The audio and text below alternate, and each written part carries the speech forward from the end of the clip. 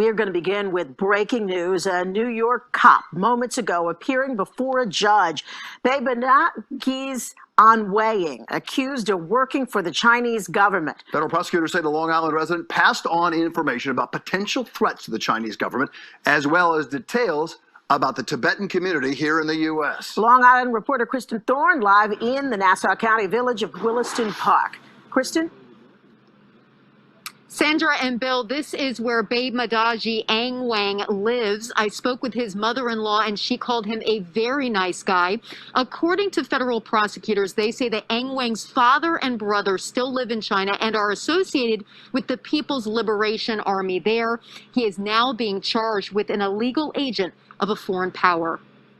33-year-old Baimanagi Anwang was a community affairs officer in the 111th precinct in Bayside. In October 2018, he was named Officer of the Month.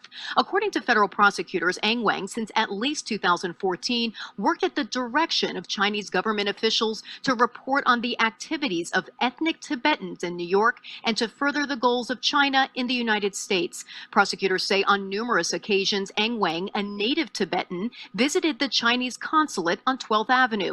According to the criminal complaint, investigators intercepted correspondence between Anwang and a Chinese official in which Anwang allegedly said, "Let them know you have recruited one in the police department, but at least let them know, hey, you have someone in the police here. They should be happy because you have stretched your reach in the police." NYPD Police Commissioner Dermot Shea said in a statement, from the earliest stages of this investigation, the NYPD's Intelligence and Internal Affairs Bureaus worked closely with the FBI's Counterintelligence Division to make sure this individual would be brought to justice.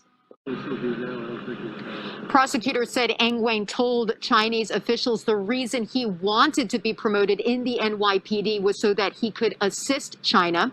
Federal prosecutors say they also believe that Anwang lied on a background check. They say that he said that he was seeking asylum here in the United States because as a native Tibetan, he had been tortured in China and could no longer return to his home, although federal prosecutors say that he returned to China several times on his own free will. Good evening, everyone. I'm Maurice Duplat. And I'm Christine Johnson. We begin with that breaking story. An officer accused of spying on Tibetans for the Republic of China. CBS 2's Kevin Rincon live with the latest tonight. Kevin. Maurice and Christine, that's right. That officer worked here at the 111th precinct in Bayside. It was here he worked with the community affairs team. And this really does read like a TV drama. Officer Baimanagi Anwang, a member of that community affairs unit at the NYPD, is accused of spying for the Chinese government, of trying. The FBI says he worked alongside two officials at the Chinese consulate in New York. Investigators have tapes of their conversations and other communications. Federal prosecutors say Anwang also provided intelligence on Tibetans living here in the city and throughout the area in exchange for money. He's also accused of offering those Chinese officials access to senior NYPD personnel.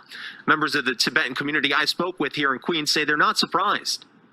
Communist China never give a chance to a Tibetan people. This is the idea of a communist China. They have thousands of Tibetans living here in New York and New Jersey, and we never create any problem.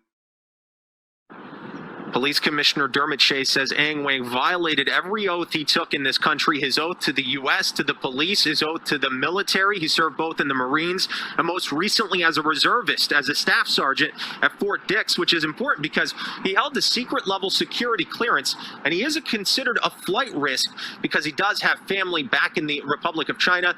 At the moment, he does face up to 55 years in prison.